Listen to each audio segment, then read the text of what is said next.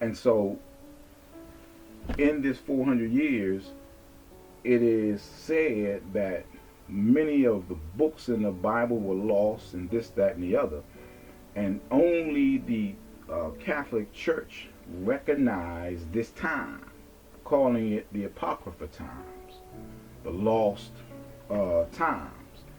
And so, from the Catholic Church standpoint, they collected the books and kept the history of that time in place to show you what took place and how things took place.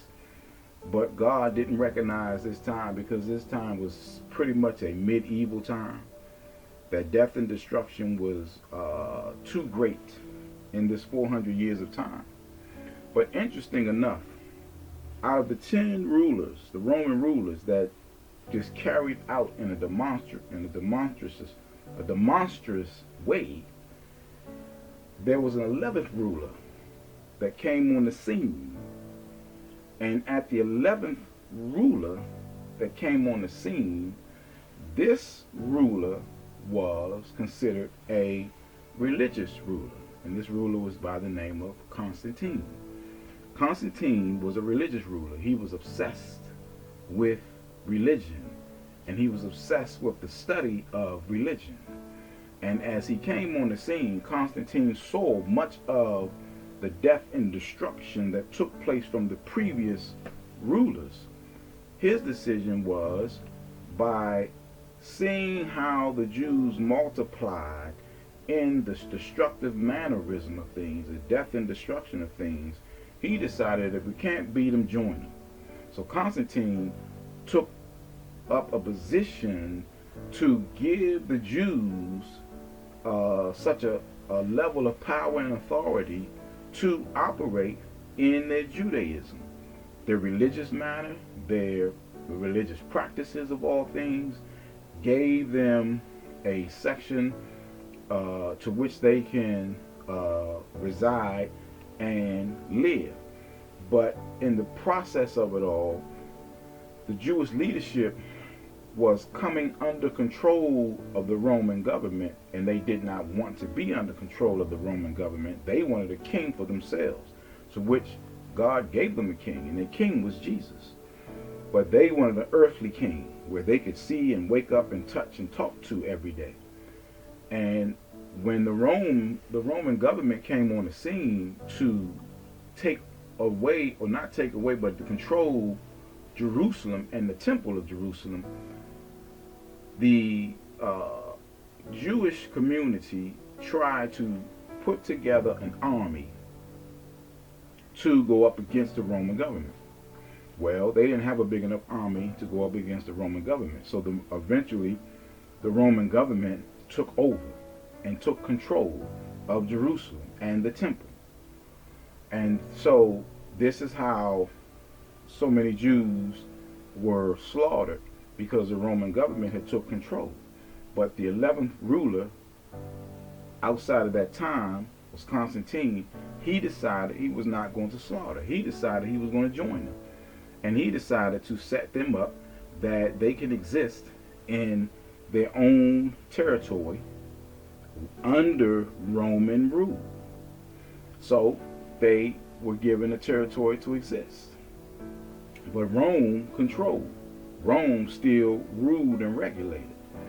And in that, Constantine allowed the Jews to operate in their Judaism of religion and practice all their rituals, practice any of their religious activities, and go about their lives under Judaism. But he gave them a physical king outside of Jesus Christ.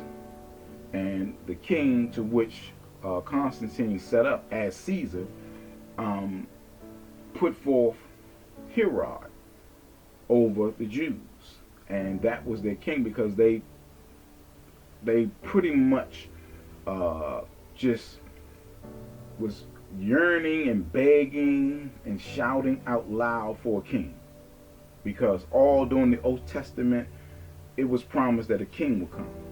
And the king that was promised would come and give them power and authority over the Romans. But that didn't happen.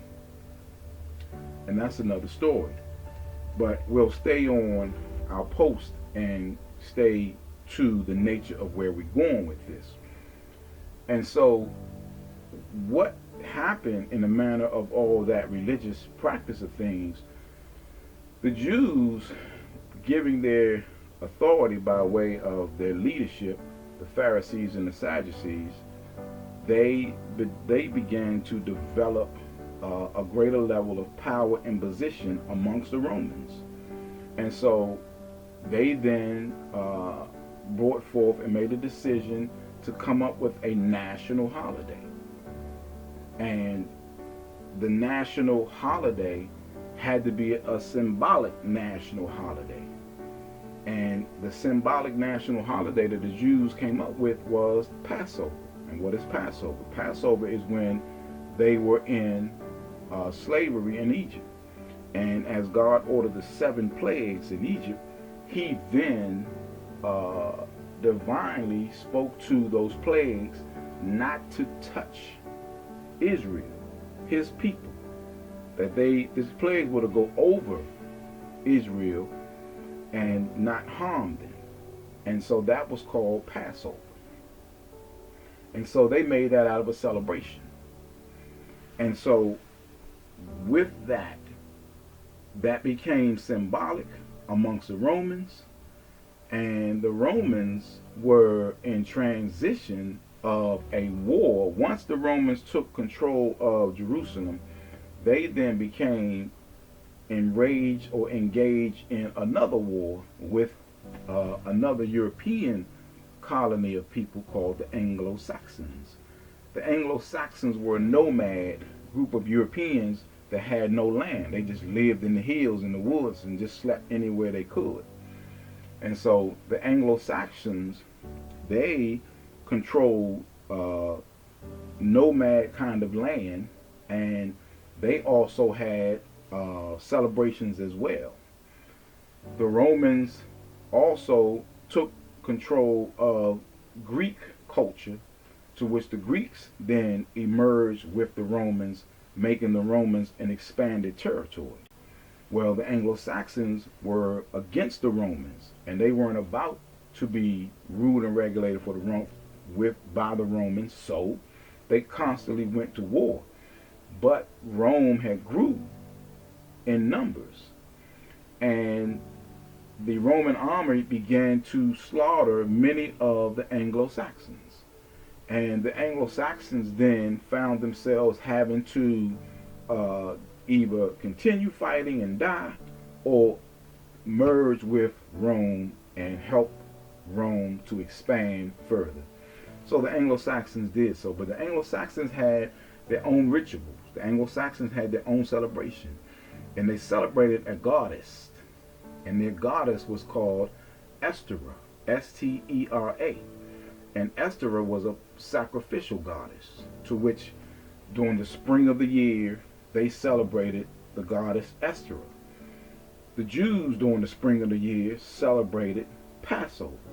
The Romans during the spring of the year didn't have much of a national holiday or celebration of things. So Constantine wanted to join in and be a part of having a national holiday, a symbolic holiday, and a celebration just like everyone else. So during the Anglo-Saxon celebration, they would sacrifice animals, chickens, goats, pigs, rabbits, being out in the wilderness of the thing.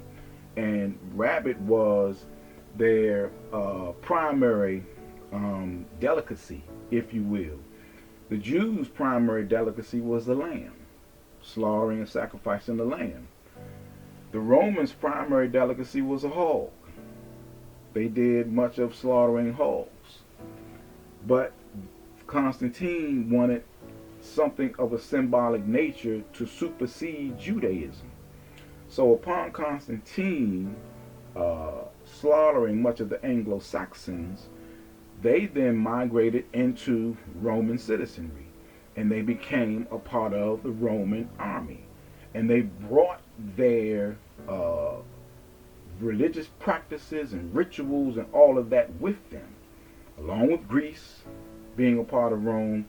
Everybody migrated in and brought their religious rituals and practices with them. So Rome becoming greater in numbers, and the leadership that grew in numbers, they brought about the Roman Catholic Church and the Pope as well. And so these religious leaders, and Constantine being a religious ruler, they began to think of a symbolic holiday that would supersede Judaism. And the symbolic holiday that they came up with is the resurrection of Jesus Christ. Being as though the Catholic Church was in place, the Pope was in place, Constantine was a religious leader, and then the Greeks and the Anglo-Saxons had their own religious rituals, and so they brought about the resurrection of Christ from the Catholic Church perspective.